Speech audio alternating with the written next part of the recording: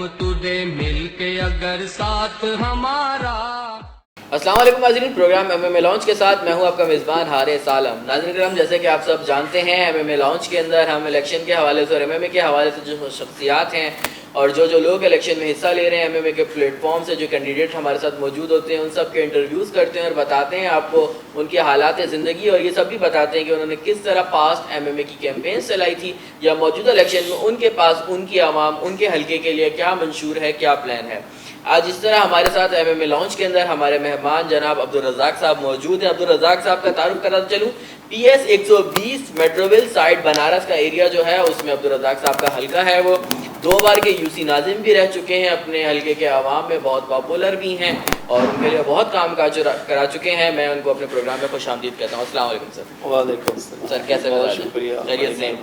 تو سب سے پہلے تو مجھے بتائیے گا، بچپن سے سیاست کا آغاز کر دیا تھا یا طالب علم بن کے سیاست کی؟ کیا نظریہ تھا، کیا سوچ تھی؟ آپ خود کہتے ہیں کہ میں بچپن سے سیاست کرتا آ رہا ہوں، تو بچپن میں سوچ لیا تو سیاستدان بننا ہے؟ بچپن سے تو ایک سماجی جذبہ تھا.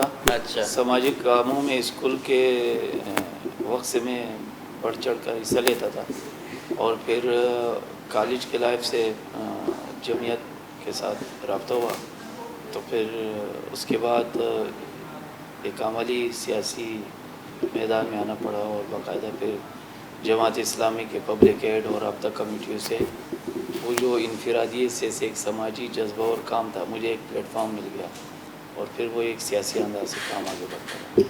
جماعت اسلامی اور اسلامی جمع طلبہ ہی کیوں؟ اور بھی تو بہت ساری پارٹیز موجود تھی، اور آپ کالج میں تھے، کالج میں تو بہت ساری سیاسی پارٹیز تھیں. کالج میں بہت ساری سیاسی پارٹیاں تھیں اور لسانی پارٹیاں تھیں، زبان کے نام پر چلنے والی پارٹیاں بھی تھیں، پختون ایسے وغیرہ اور یہ ساری چیزیں. لیکن میں بہت بچپن سے، یعنی کلاس 7 اور 8 میں جب تھا تو میں چیزوں کو جج کرتا تھا. اور جہاں ہماری رہائش تھی بہار کالج میں، وہاں پر جماعت کا ایک حلقائی جماعت کا ایک لائبریری بھی تھا، اور اس لائبریری میں مجھے جانا پڑا. وہاں پر ایک چھوٹا سا کتابچہ مولانا مودودی رحمۃ اللہ علیہ کا مجھے ملا، اور پھر اس طرح ایک جو اسلامی تحریک ہے ان کی طرف میرا ذہن بڑھنے لگا، اور پھر مجھے آخرکار یہ مجھے محسوس ہوا کہ یہ ہی صحیح راستہ ہے، سچا راستہ ہے اور حق پر مبنی راستہ ہے. اور اس طرح جو میں چاہ رہا تھا کہ نظام میں تبدیلی ہو، تو نظام میں بھی ایز پر انصاف اگر تبدیلی ہو تو اسی راستے سے آ سکتا ہے. اس لیے پھر جمعیت کا اور پھر جماعت کا مجھے چناؤ کرنا پڑا. اور جب 2002 میں جب ایم ایم اے بنی تھی، اس وقت آپ نئے نئے جوان ہوئے ہوں گے، ماشاءاللہ جوش جذبہ بھی موجود ہوگا. کیا فیلنگس تھی اس وقت؟ کس طرح جو ہے آپ نے کیمپین چلائی تھی 2002 میں ایم ایم اے کے لیے؟ 2002 سے پہلے 2001 میں بلدیاتی الیکشن ہوئے تھے، تو اس وقت کم عمر ناظم کے حیثیت سے میں منتخب ہوا سٹی کونسل میں، اور پھر نعمت اللہ خان صاحب سٹی ناظم تھے، اس کی ٹیم میں اس کے ساتھ کام کرنے کا موقع ملا. تو 2002 میں پھر ہم نے بہت بڑھ چڑھ کر حصہ لیا، اور بلکہ ہم نے ڈیلیور کرنا شروع کر دیا تھا. گلی کوچوں میں شہر کراچی میں لوگوں کو پتہ چل گیا تھا کہ نعمت اللہ خان صاحب کی ٹیم ہی وہ ٹیم ہے کہ جو کراچی کو تبدیل کر سکتا ہے، کراچی کو دوبارہ سے روشنیوں کا شہر بنا سکتا ہے. تو اس طرح پھر ہم نے اس میں بھرپور کام کیا تھا. 2001 سے لے کے 2004-2005 تک کا جو عرصہ ہے وہ کراچی کا گولڈن ایرا، یعنی سنہری دور کہلاتا ہے کہ جس میں کراچی نے ترقی کی تھی. آپ نے نعمت اللہ خان کی ٹیم میں جس طرح ڈلیور کیا یا کام کیا تھا، اس حوالے سے کچھ بتائیے گا. اس وقت آپ لوگوں نے کیا کیا کام کیے تھے اپنے حلقے کے اندر؟ دیکھیں 2001 میں جب انتخابات ہوئے تو سچی بات یہ ہے کہ جب ہم جمعیت سے فارغ ہوئے تھے اور اس کے بعد عملی سیاسی میدان میں، تو اس ٹائم آیا جب جماعت نے ہمیں ہدایت کی کہ آپ لوگوں کو الیکشن لڑنا ہے، آپ لوگ فیلڈ میں آ جائیں. تو لوگوں کا ایک ہی ڈیمانڈ ہوتا تھا کہ ہمیں پانی دے دیں. اور جس ایریا سے میٹرول سائڈ سے میں ناظم بنا تھا تو اس میں 2 مہینے کے بعد پانی آتا تھا، اور لوگ ٹینکر کا پانی استعمال کرتے تھے. اس کے علاوہ پورا انفراسٹرکچر تباہ حال تھا، بہت سارے پلاٹوں پہ لوگوں کے قبضے تھے. لیکن جب موقع ملا، اللہ پاک نے موقع دیا، اور نعمت اللہ خان صاحب سٹی ناظم تھے، سٹی ناظم تھا، اور اس کی ٹیم کے ساتھ ہم نے کام کرنا شروع کیا. تو پھر 4 سال کے اندر یعنی اتنا کام کیا کہ کوئی اس کا تصور بھی نہیں کر سکتا ہے. اور وہ میٹروویل یو سی جو ایک کنڈرات یو سی تھی وہ کراچی میں ایک منی ڈیفنس کہلانے لگا. اور صرف 4 سال کے اندر 2 مہینے کے بعد آنے والا پانی ہر تیسرے دن ہم نے ہر گھر کو پانی پہنچایا. اس کے ساتھ میٹروویل میں گرلز ڈگری کالج تعمیر کیا, اس کے ساتھ بوائز ڈگری کالج تعمیر کیا, ایلیمنٹری کالج بنایا, 5 پرائمری اسکول بنائے. کراچی کا پہلا ماڈل پارک میٹروویل میں بنا. یعنی یہ بہت عجیب بات آپ کو لگے گی کہ جہاں 30 دن بعد پانی آتا اور وہاں پہ ماڈل پارک, جو پہلے ماڈل پارک ٹائپ کوئی ڈیولپمنٹ ان پسماندہ علاقوں میں کوئی اس کا تصور نہیں کر سکتا تھا. لیکن جب یہ ایک عجیب واقعہ تھا کہ جب خان صاحب موجود ہے اور ڈسٹرکٹ آفیسر پارک میں موجود ہے کراچی کے, پورا اسٹاف موجود تھا, میں کچھ دیر سے پہنچا اور وہ 14 اگست سے کچھ دن پہلے کی بات ہے. فیصلہ یہ ہوا تھا کہ نارتھ ناظم آباد میں ماڈل پارک تقریباً تیار ہو چکا تھا اور 14 اگست کو نعمت اللہ خان صاحب سٹی ناظم کے حصے سے اس پارک کا افتتاح کرے. لیکن میں جب پہنچا تو میں نے مطالبہ کیا خان صاحب سے کہ نہیں, پہلے ماڈل پارک کا افتتاح میٹروویل سے ہونا چاہیے. اور میں نے جب بہت زیادہ اصرار کیا, حالانکہ اس میں تھوڑا سا کام بھی باقی تھا, تو خان صاحب نے میرا مطالبہ مانا اور جو نارتھ ناظم آباد والا پروگرام تھا اس کو کینسل کیا اور پھر ماڈل پارک کا افتتاح وہاں سے بہت شاندار افتتاح ہوا تھا. اس کے علاوہ ہم نے میٹروویل سائٹ کے جو انفراسٹرکچر تھا اس کو نئے سرے سے رینیو کیا. سیوریج سسٹم, پانی کی لائنیں, سڑکیں, گلیاں اور کچرے کے جو ڈھیر تھے وہ ختم کر دیے تھے. اور اس کے علاوہ 3-4 اور مزید پارک بنا دیے تھے علاقے میں. جو پلاٹوں پر قبضہ تھا وہ ہم نے قبضہ مافیا سے ختم کرایا اور اخوت اور محبت پر مبنی ایک ایسا معاشرہ تعمیر کیا کہ جہاں پر ایجوکیشن کو بھی ہم نے آگے بڑھایا, ہیلتھ فیسیلیٹیز کو بھی آگے بڑھانے میں مدد دی, اور اس طرح اسپورٹس کو, نوجوانوں کے سرگرمیوں پر کافی توجہ دی, اس کو ہم نے آگے بڑھایا. اس کے ساتھ جرائم پیشہ و منشیات فروشوں کے خلاف زبردست مہم چلائی. ہم نے مکمل طور پر منشیات کے آڑے اپنے علاقے سے ختم کر دیے تھے اور یہ بہت بڑا کام ہے. الحمدللہ لوگ یاد بھی کرتے ہیں اور اس کی وجہ سے ہم سے بھی, جماعت سے بھی, خان صاحب سے بھی محبت کرتے ہیں. خان صاحب, کراچی کے حالات سے سب واقف ہیں کہ پچھلے 10-15 سال کے اندر جو کچھ کراچی میں ہوا, جس طرح اسلحے کے ڈھیر لگائے گئے, نوجوانوں کو تباہ کیا گیا, قتل و غارت گری, بھنتا خوری کا کلچر, بھوری بند لاشوں کا کلچر. اب کراچی میں آپریشن ہوا تو کچھ حد تک سکون آ گیا ہے. آپ بحیثیت سیاستدان اور بحیثیت کراچی کے شہری اس سب کو کیسے دیکھتے ہیں اور آنے والے دنوں میں کراچی کا مستقبل کیسے دیکھتے ہیں؟ میں تو یہ کہنا چاہتا ہوں کہ کراچی میں جو کچھ بھی ہوا, جتنی قتل و غارت گری ہوئی, چاہے تعصب اور لسانیت کے نام پر ہوئی یا مافیاز کے نام پر, اس کے پیچھے سرکاری مشینری انوالو تھی. یہاں کمیونٹیز کا مسئلہ نہیں ہے, یہ میں بالکل سچے دل کے ساتھ یہ بات کر رہا ہوں. یہاں جو بھی کمیونٹیز ہیں سب کے ایک جیسے مسائل, جو غریب آبادیاں ہیں سب کے ایک جیسے مسائل. یہاں سرکاری مشینری اس میں انوالو رہی ہے اور ان تمام چیزوں کے پیچھے جو میں جج کر چکا ہوں, پیپلز پارٹی کا ایک بنیادی کردار رہا ہے. اور پیپلز پارٹی کی حکومت, سندھ حکومت کی جو ایجنڈا تھا وہ منافقت پر مشتمل تھا. وہ لوگوں, کراچی کے عوام کو, کراچی میں رہنے والے مختلف کمیونٹیز کو آپس میں ان کے درمیان اختلاف کریٹ کر کے لڑاتے تھے اور اوپر یہ حکومت کرتے تھے. اور بڑا تعجب آپ کو ہوگا کہ ان حالات میں جس کا آپ ذکر کر رہے ہیں, Peoples Party, N P, M P M تینوں حکومت میں تھے, تینوں کابینہ میں موجود تھے. کراچی میں لاشیں گرتی تھی, 30-30, 40-40 لاشیں گرتے تھے. لسانیت اور تعصب کے نام پر اوپر یہ تینوں اس کو آواز دیتے تھے, اوپر تینوں ایک ساتھ بیٹھے ہوتے تھے. اور کراچی کو مختلف حصوں میں ڈیوائیڈ کیا تھا.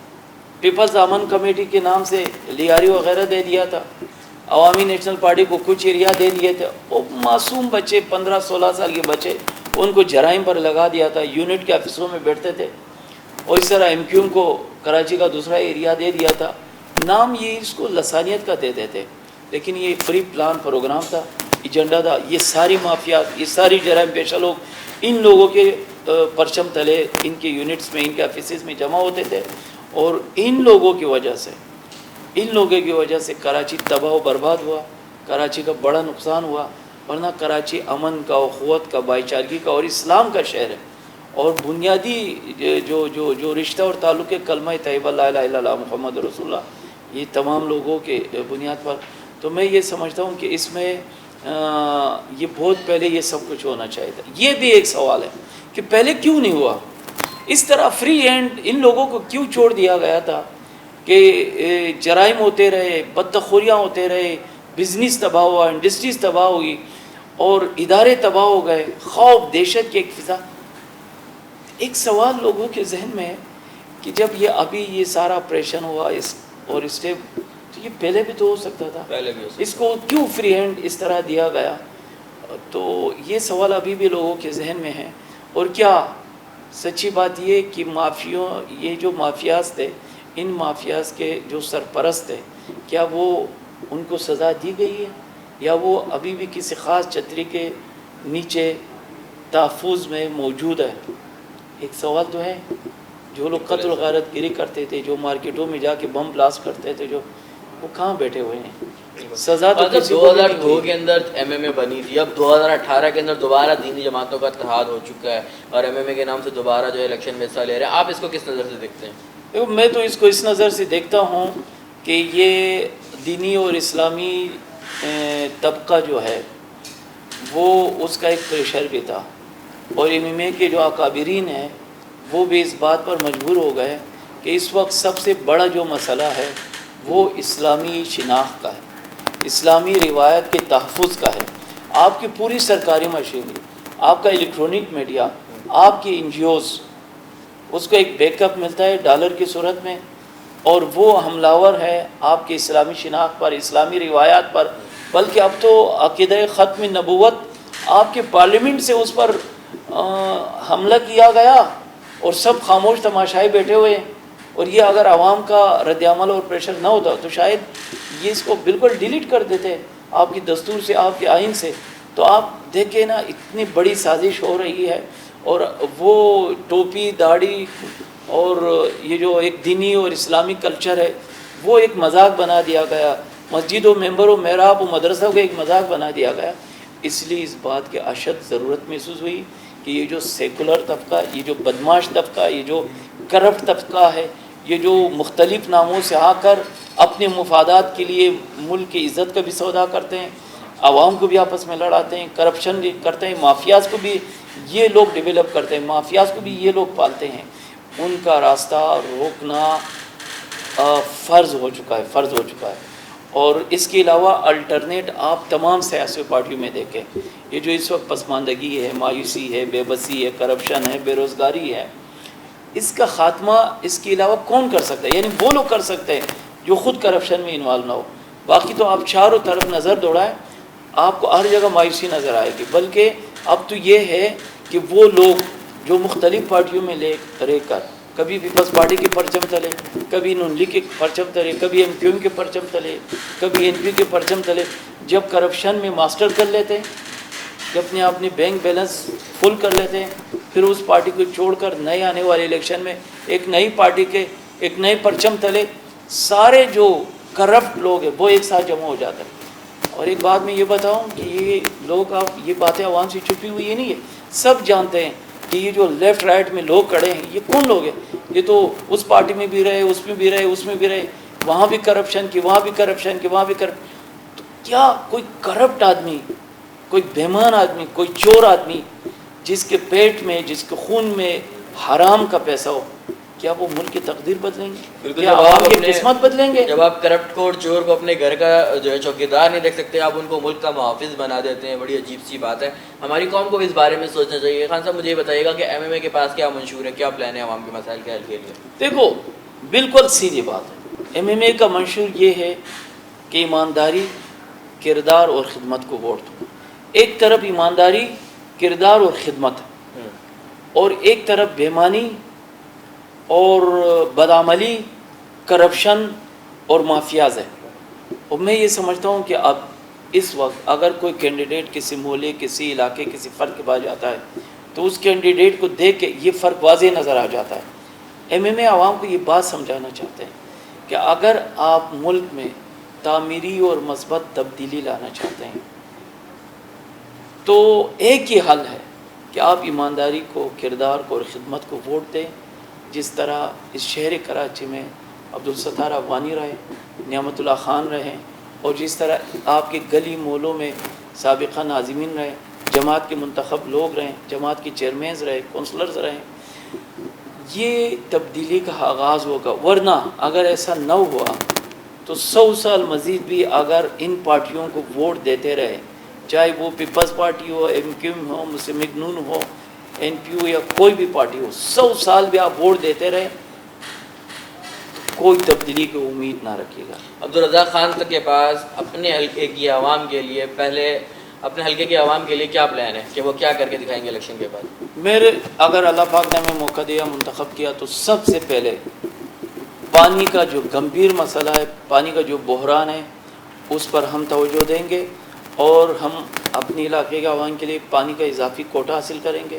اس کے ساتھ پانی مافیاز کا خاتمہ کریں گے، ایلیگل کنیکشن کا خاتمہ کریں گے، وال سسٹم صحیح کریں گے، جو لیکیجز ہے اور جو کنٹیمنیشن ہو رہا ہے اس کو بند کریں گے، اور منصفانہ بنیادوں پر پانی کا ایک تقسیم کا ایک سسٹم واٹر بورڈ کے ساتھ مل کر بنائیں گے. اور ہمارا اس بارے میں تجربہ ہے، ویژن ہے ہمارے پاس. ہم نے 9 سال اس شہر کی خدمت کی ہے، اور انشاءاللہ میں سمجھتا ہوں کہ یہ مسئلہ حل ہو جائے گا. اس کے ساتھ ساتھ جو انفراسٹرکچر تباہ برباد ہو چکا ہے، سیوریج ہے، روڈ ہے، سڑکیں ہیں، گلیاں ہیں، پہاڑی محلوں میں جو ایک سیڑھیوں کی صورت میں اسٹیپ بنتے ہیں، وہ جو ہیں وہ انشاءاللہ اتنے بڑے بڑے کام نہیں ہے. یہ اس پر ہم توجہ دیں گے، اس کو ٹھیک کرنے کی کوشش کریں گے، اور جرائم اور منشیات سے اپنے علاقوں کو صاف کرائیں گے. ایجوکیشن بڑا مسئلہ ہے، اور ایجوکیشن کو ہم انشاءاللہ ٹھیک کریں گے، بہتر کریں گے. ہیلتھ فیسیلیٹیز عوام کو فراہم کرنے کی ہم انشاءاللہ کوشش کریں گے. پھر یوتھ ہے، یوتھ خصوصی طور پر میرا بچپن سے بھی یوتھ کے ساتھ خصوصی لگاؤ بھی رہا ہے، اسپورٹس کے ساتھ خصوصی لگاؤ رہا ہے. اس کی سرپرستی کرتے رہیں، کرکٹ اور فٹ بال اور دیگر سرگرمیوں کو انشاءاللہ اس کو ہم پروان چڑھائیں گے تاکہ ہمارا یوتھ آگے بڑھے اور ملک کا نام روشن کرے. خان صاحب کا نظریہ کیا ہے، حقیقی تبدیلی یا اسلامی نظام؟ دیکھیں، حقیقی تبدیلی اسلامی نظام ہے، اور اسلامی نظام کی روح سے ہم جب حقیقی تبدیلی کی بات کرتے ہیں تو قرآن اور اسوہ رسول کی روح کی روشنی میں جو مدینہ کی اسلامی ریاست تھی وہ دراصل حقیقی تبدیلی تھی. اور اسی ہماری حقیقی تبدیلی کا مطلب ایمانداری، کردار اور خدمت ہی حقیقی تبدیلی ہے. اور وہ اسلام کی روح کے مطابق ہو، انصاف پر مبنی معاشرہ ہو، عدل پر مبنی معاشرہ ہو، طبقاتی فرق کا خاتمہ ہو، لسانیت، تعصب، تنگ نظری کا خاتمہ ہو، اور معاشرے کے ہر فرد کو، مسلمان ہو غیر مسلم ہو، جس معاشرے سے جس طبقے سے تعلق رکھتا ہو، انصاف سب کے لیے ہو، عدل سب کے لیے ہو، عزت سب کے لیے ہو، برابری سب کے لیے ہو، قانون اور ریاست کی نظر میں کوئی فرق نہ ہو. یہ جو اس وقت اتنا ایک بڑا طبقاتی فرق اس معاشرے میں آ چکا ہے کہ ایک وہ حکمران طبقہ ہے جو نظام حکومت میں رہتے ہیں اور جو ارب پتی بن جاتے ہیں، جن کے بچے اور وہ خود بھی ایک علاج کے لیے بھی وہ پی آئی پورا بک کرا کے باہر جاتے ہیں. دوسرا وہ طبقہ ہے جو زندگی کی بھیک مانگنے کے لیے سول اور جنا ہاسپٹل کے فٹ پاتھوں پر پڑے رہتے ہیں. تو میں یہ سمجھتا ہوں کہ جو حقیقی تبدیلی ہے اسلام کی روح بھی یہ ہے کہ برابری ہو، عدل ہو، انصاف ہو، اور انشاءاللہ یہی اسلام کا پیغام ہے. اپنے حلقے کی عوام کو ایم ایم اے لانچ کے پلیٹ فارم سے کیا پیغام دینا چاہیں گے؟ میں حلقے کے عوام کو یہ پیغام دینا چاہتا ہوں کہ خدا را یہ جو ووٹ کی پرچی ہے اس کو کاغذ کی ایک پرچی نہ سمجھے، اس کو ایک مقدس پرچی سمجھے، اس کو قوت اور طاقت سمجھے. یہی آپ کی طاقت و طاقت ہے. یہ جو سال بھر رونا دھونا ہوتا ہے کہ ان حکمرانوں نے ہمارے ساتھ یہ کیا، ہمیں پانی نہیں دیا، ہمیں بجلی نہیں دیا، ہمیں گیس نہیں دیا، ہمیں تعلیم نہیں دی، ہمیں ایجوکیشن نہیں دیا، ہمیں زندگی بنیادی ضروریات سے محروم کیا، تحفظ سے محروم کیا ہے. تو عزیز دوستو، اپنی ووٹ کی اس طاقت کو ٹھیک طریقے سے استعمال کرے، ایمانداری، کردار اور خدمت کے لیے استعمال کرے، اپنا فرض سمجھے. اللہ آپ سے پوچھیں گے اگر یہ کسی غلط آدمی، کرپٹ آدمی، چور اور بدماش کے لیے یہ ووٹ استعمال ہوا تو اس کی جتنی بدکاریاں ہیں اس میں ووٹر کا بھی حصہ ہوگا. اور اگر یہ دیانتدار، ایماندار، جرأتمند آدمی کے لیے استعمال ہوا، جس طرح ابھی ہماری اس ریکارڈنگ میں بات آئی ہے کہ میٹروویل یو سی جب دیانتدار قیادت کو موقع ملا تو 4 سال کے اندر کتنا بڑا بریک تھرو ہوا. ایک کنڈرات میٹروویل میں ایک ایسی زبردست اور روشن اور بے مثال تبدیلی سامنے آ گئی کہ وہاں پانی بھی ملا، روڈ و سڑکیں بھی بنی، پارک بھی بنے، ڈگری کالجز گرلز بوائز بھی بنے اور عوام کو ساری بنیادی فیسلٹیز مل گئی۔ یہ تبدیلی اگر دیانتدار، ایماندار اور باقیدار کی عادت آتا ہے تو شہر میں بھی آ سکتی ہے، صوبے میں بھی آ سکتا ہے اور ملک میں بھی آ سکتا ہے۔ بہت شکریہ عبدالرزاق صاحب، بہت شکریہ، بڑی بیسٹ آف لک۔ انشاءاللہ ملاقات ہوتی ہے میں لانچ میں الیکشن کے بعد آپ سے انشاءاللہ پی ایم ملاقات ہوگی انشاءاللہ۔ ناظرین اکرام، ووٹ ایک امانت ہے اور اس امانت کے بارے میں قیامت کے دن اللہ پاک آپ سے پوچھ گچھ بھی کر سکتے ہیں۔ اپنے میزبان کو اور ہماری پوری ٹیم کو اجازت دیجیے، اللہ حافظ۔ اے قوم تو دے مل کے اگر ساتھ ہمارا